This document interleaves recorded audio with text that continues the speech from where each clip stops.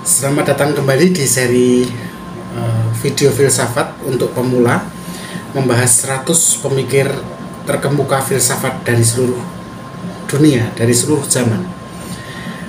Pada episode kali ini kita akan mengenal seorang filsuf dan seorang teolog penting dari abad pertengahan yang bernama Anselmus dari Canterbury.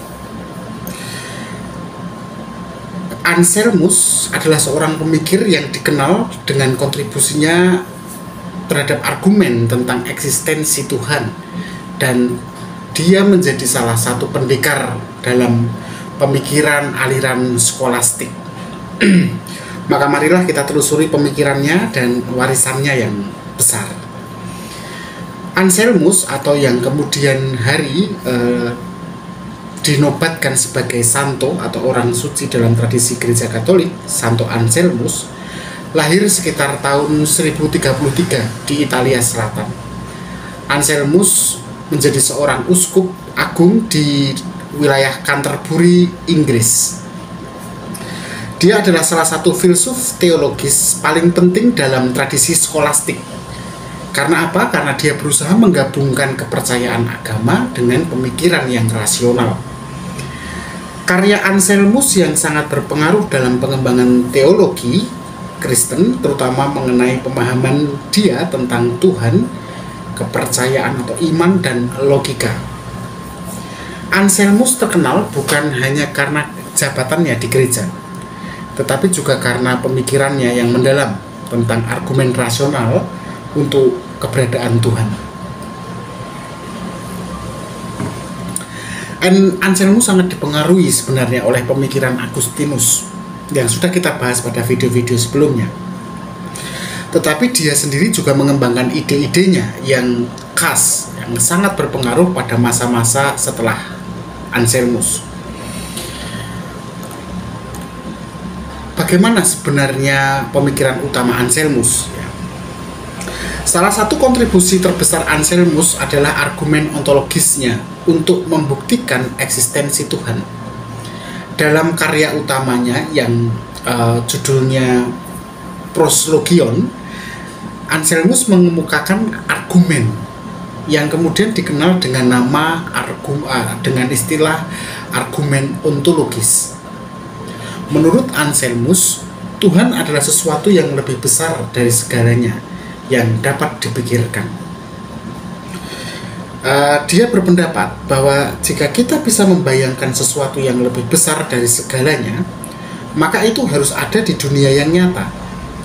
Karena sesuatu yang hanya ada dalam pikiran kita saja tidak akan lebih besar daripada yang ada di dunia nyata.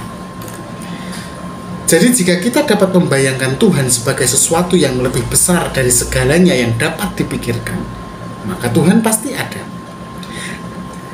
Argumen ini kontroversial dan telah memicu perdebatan panjang di kalangan filsuf sepanjang sejarah. Tetapi juga menjadi dasar yang penting dalam pemikiran teologi abad pertengahan.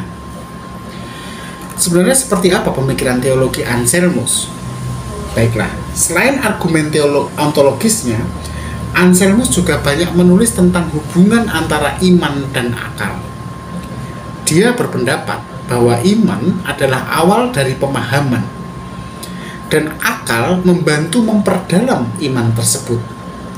Dalam karyanya yang berjudul Monologion, Anselmus mengembangkan sebuah argumen untuk keberadaan Tuhan dengan pendekatan rasional yang mudah dipahami oleh orang awam. Anselmus percaya bahwa melalui refleksi yang rasional, kita bisa mencapai pemahaman yang lebih dalam tentang Tuhan. Namun, dia juga menekankan bahwa ada batasan dalam apa yang bisa dipahami oleh akal manusia.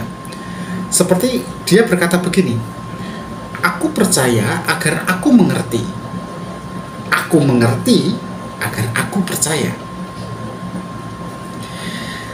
Nah, salah satu bagian penting dari pemikiran Anselmus yang lain adalah tentang penebusan umat manusia atau penebusan dosa umat manusia.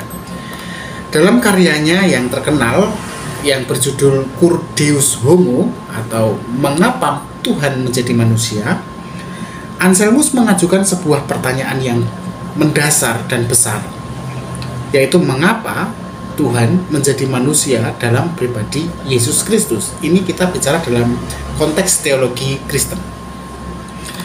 Menurut Anselmus, untuk menebus dosa umat manusia yang telah jatuh, hanya Tuhan yang bisa memberikan penebusan itu. Tetapi untuk mewakili umat manusia, Tuhan harus menjadi manusia juga.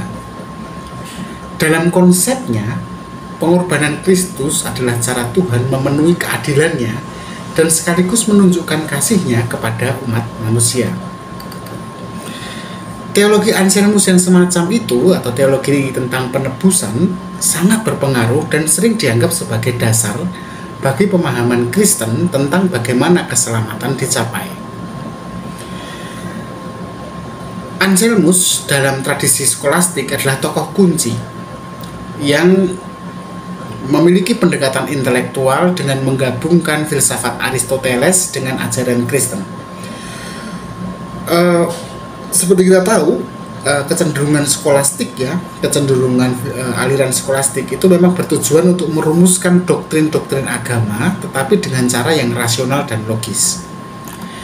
Pemikiran Anselmus itu kemudian membangun dasar bagi filsuf-filsuf skolastik berikutnya, seperti Thomas Aquinas yang juga nanti akan kita bahas pada video-video selanjutnya, yang mengembangkan lebih lanjut konsep-konsep yang diajukan Anselmus tentang Tuhan, tentang penebusan dan hubungan antara iman dan akal, gitu ya. Pemikiran Santo Anselmus memberikan dampak besar dalam perkembangan teologi Kristen. Argumen ontologisnya menjadi salah satu bukti penting dalam tradisi pemikiran teologis yang mencari rasionalitas dalam keyakinan agama. Selain itu, pemikirannya tentang iman dan akal menjadi pokok pemikiran utama bagi teolog Kristen pada abad pertengahan dan bahkan hingga hari ini. Banyak teolog kontemporer yang sampai hari ini itu masih merujuk kepada Anselmus sebagai salah satu tokoh utama dalam pengembangan teologi Kristen. Dan lalu apa yang bisa kita pelajari dari Santo Anselmus untuk kehidupan kita yang pemula ini? Dari Santo Anselmus kita bisa belajar tentang pentingnya hubungan antara iman dan akal. Dia mengajarkan bahwa iman bukanlah hal yang seharusnya bertentangan dengan akal, tidak, melainkan keduanya saling melengkapi dalam mencari kebenaran. Pemikiran Anselmus juga mengingatkan kita bahwa ada banyak cara kok untuk mencari kebenaran tentang Tuhan dan keberadaannya, dan bahwa pencarian tersebut bisa melibatkan baik iman maupun akal. Kita tinggal pilih saja, atau bisa melibatkan keduanya. Santo Anselmus adalah salah satu filsuf dan teolog terbesar dalam sejarah abad pertengahan.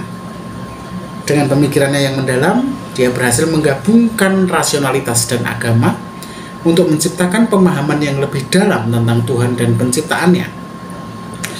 Terima kasih telah mengikuti filsafat untuk pemula kali ini, dan jangan lewatkan episode berikutnya, di mana kita akan menggali lebih banyak pemikir besar lainnya yang telah membentuk dunia filsafat dan teologi.